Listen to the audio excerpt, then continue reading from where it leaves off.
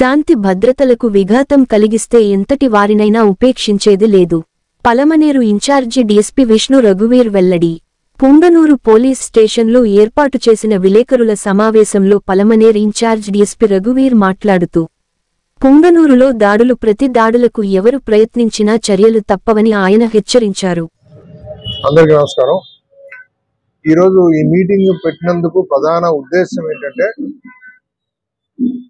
Government మారింది, అది ప్రజల తీర్పు. అది దాని కారణంగా పుంగనూరులో మళ్ళీ శాంతి భద్రతలకు ఎలాంటి విఘాతం కలిగించాలని ఎవరు ప్రయత్నం చేసినా దాన్ని సహించబోము అని చెప్పడానికే ఈ మీటింగ్.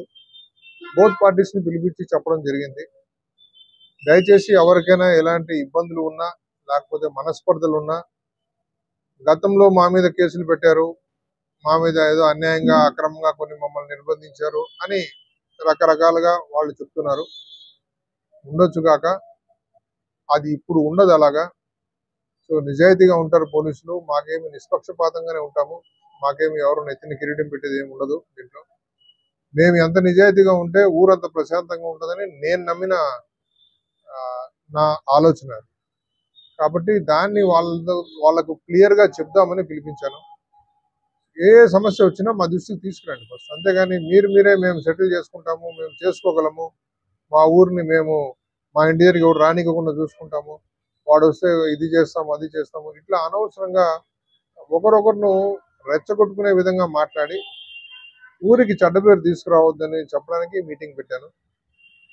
పుంగనూరు అంటే ఆల్రెడీ రాష్ట్రంలో మనకు ఒక ప్రత్యేక గుర్తింపు ఉంది. సో దాన్ని రూపుమాపి మీ పుంగనూరు అంటే చాలా ప్రశాంతంగా ఉంది, ఇప్పుడు అలాంటి సమస్యలు ఏం లేవు అన్నటువంటి పేరు తీసుకురావాల్సిన బాధ్యత ఇరు పార్టీల మీద ఉంటుంది, పబ్లిక్ మీద ఉంటుంది, కొంతమంది పెద్దల మీద కూడా ఉంటుంది. సో వీళ్ళందరూ ఒకే మంచి మాట మీద ఉండి ఊరిని బాగుపరచాలన్న ఉద్దేశంతో ఉంటేనే ఖచ్చితంగా మా బాధ్యతగా మేము నిష్పక్షపాతంగా ఉండి ప్రజలకు న్యాయం చేసేదానికి అవకాశం మాకు కల్పించిన వాళ్ళు అవుతారు. ఎందుకంటే మేము చేయాల్సిన పనులు పేదోడి దగ్గర మేము ఎక్కువసేపు ఉండి వాడికి ఏదైనా అన్యాయం జరిగితే, వాడి మీద ఎవడన్నా కేసులు పెడితే, వాళ్ళని ఎవడన్నా కొడితేనో, వాళ్ళ భూములు ఎవరన్నా లాక్కుంటేనో, లేకపోతే ఇంకా వాడికి నష్టం కలిగిస్తేనో, అలాంటి వాళ్ళ గురించి ఎక్కువ టైము మేము వెచ్చించాల్సిన అవసరము బాధ్యత మా మీద ఉంది. అది వదిలేసి 24 గంటలు ఇక్కడే ఉన్నోడు వాడు వీడు కాంట్రాక్టర్లు లేకపోతే ఈ రౌడీ షీటర్లు వీళ్ళే పదే తిరుగుతూ ఉంటే అంటే మేము వాళ్ళకి అర్థం కాలేదా, లేకపోతే వాళ్ళు మాకు అర్థం కావట్లేదా అనేది క్వశ్చన్ మమ్మల్ని మేము వేసుకోవాలి.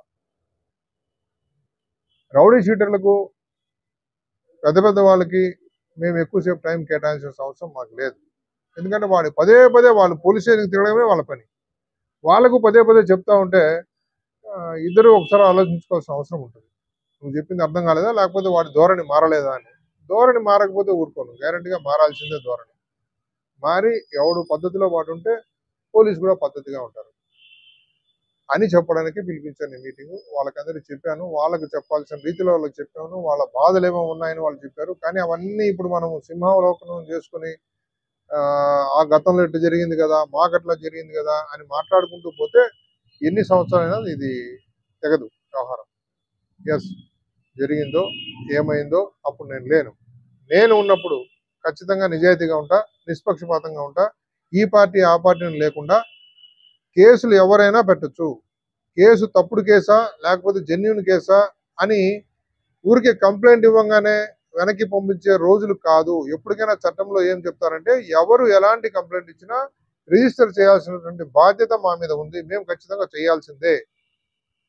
ఎస్, ఒకటి కేసు రిజిస్ట్రేషన్ తర్వాత దాన్ని దర్యాప్తు చేసేటువంటి కోణంలో తేడా ఉంటే అప్పుడు ఖచ్చితంగా మమ్మల్ని ప్రశ్నించే హక్కు అధికారం అందరికీ ఉంటుంది. అందులో భాగంగానే చెప్తున్నాను, కేసులు ఎవరైనా ఇవ్వండి, ఇన్వెస్టిగేట్ చేస్తాము. దాంట్లో నిజం ఏదుంటే దాన్ని పట్టుకునే మేము విచారణ అనేది ముందుకు సాగుతుంది. ఇది తప్పుడు కేసు అని మా విచారణలో తేలితే తప్పకుండా దాన్ని చట్ట ప్రకారంగా ఎలా క్లోజ్ చేయాలో దానికి కొన్ని మార్గాలు ఉన్నాయి, అలా చేస్తాం. ఇది నిజంగా వాడికి అన్యాయం జరిగింది, కేసు జెన్యూన్ అంటే తప్పకుండా ఛార్జ్షీట్ వేసి దాంట్లో శిక్ష పడేదాకా కూడా చూడాల్సిన బాధ్యత కూడా మా మీద ఉంటుంది.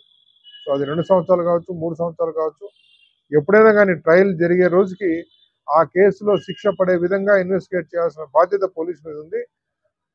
అలా ఇన్వెస్టిగేట్ చేసే దాంట్లో భగవంతుడు నాకు ఇప్పుడు దాకా 32 సంవత్సరాల అనుభవం ఇచ్చాడు. గ్యారంటీగా శిక్ష పడే విధంగానే నేను ఇన్వెస్టిగేషన్ చేస్తాను. తప్పుడు కేసునే చెప్తాను. అది ఎలా క్లోజ్ చేయాలో అలాగ మా ఉన్నతాధికారుల యొక్క ఆదేశాల ప్రకారంగా మేము నడుచుకుంటాం. సో అది చెప్దామని పిలిపించాను. వాళ్ళందరూ విన్నారు. నెక్స్ట్ చూద్దాం తర్వాత ఏం చేస్తారు.